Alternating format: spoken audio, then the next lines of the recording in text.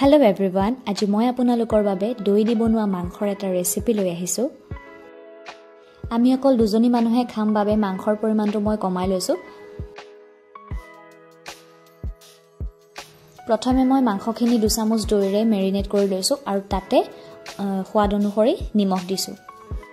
আৰু ধুনীয়াকৈ গুটেখিনি মেৰিনেট কৰি মই আধা ঘণ্টা মানৰ বাবে এখিনি থৈ দিম। আনফালে মই এটা পিয়াজ বিলাহী নহৰু আদা হেখিনি কাটি লৈছো। এইখিনি মই এতিয়া পেষ্ট বনাম আৰু তেলত ভাজিবলৈ মই হুকিয়াকৈ এটা পিয়াজ আৰু আলু কাটি লৈছো আৰু আনফালে মিট মছলা চিলি পাউডাৰ আৰু জিৰা মিক্স কৰি লৈছো। কেৰাহীৰ তেল গৰম হোৱাত মই ইয়াতে এতিয়া দুখিলা তেজপাত লং আৰু ডালচেনি দিছো আৰু এতিয়া কাটি থোৱা পিয়াজখিনি অলপ ৰঙচুৱা হোৱালৈকে ভাজি লম আৰু ইয়াৰ পিছত ইয়াতে এড কৰিম হালধি গুড়ি। এইখিনি ভাজি লোৱাৰ পাছত ইয়াতে পিয়াজ বিলাহী আৰু নহৰু আদাৰ পেষ্টটো এড কৰি দিম আৰু এই পেষ্টখিনিৰ কেঁচা গন্ধটো যোৱালৈকে ভালকৈ ভাজি লম। অলপ সময় ভজাৰ পিছত দেখিব ইয়াৰ পৰা অকমান তেল ওলাবলৈ লৈছে, মানে তেতিয়া গম পাব যে এইখিনি ভালকৈ ভাজ খালে। আৰু এতিয়া মই ইয়াতে দিম এটা কেঁচা জলকীয়া। মই এটা দিছো কাৰণ মই জ্বলাটো অলপ কমকে খাওঁ। আপোনালোকৰ সোৱাদ অনুসৰি দি ল'ব আৰু তাৰ পাছত ইয়াতে মিক্স কৰি থোৱা মছলাখিনি দি দিব আৰু সেইখিনিও ভালকৈ ভাজি ল'ব আৰু এই মছলাখিনিও তেল বিৰিঙি অহালৈকে ধুনীয়াকৈ ভাজি ল'ব। আৰু এতিয়া কাটি থোৱা আলুখিনিও ভালদৰে ভাজি ল'ব। আচলতে আলুটো আগতে ফ্ৰাই কৰি ল'ব পাৰিলে ভাল, তেতিয়া সোনকালে সিজে। নাইবা এনেদৰে মছলাখিনি ভজাৰ পাছতো আলুখিনি অলপ সময় সিজালৈকে ভাজি ল'ব পাৰে।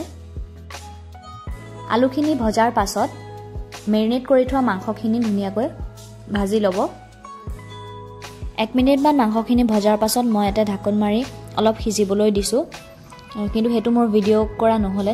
আৰু মাংসখিনিত ভালকৈ মছলা নোসোমোৱালৈকে মই ইয়াতে পানী এড নকৰোঁ, নহ'লে খাবলৈ খেৰখেৰীয়া হৈ যায়।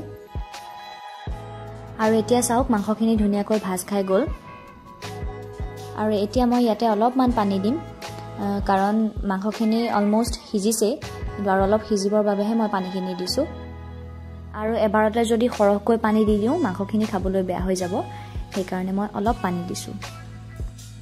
আপোনালোকে পিঁয়াজ বিলাহী পিছোতে কাজু পিচি ল'ব পাৰে দেই একেলগে।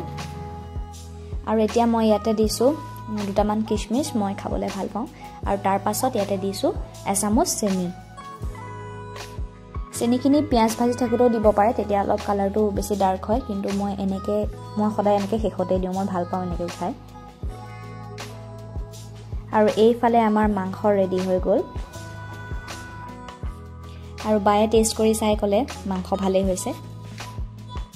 আৰু মোৰ ফালৰ পৰা এটা ছাজেশ্যন, আপোনালোকে দৈ দি বনোৱা মাংসটো ৰুটি বা নানৰ লগত খাই চাব।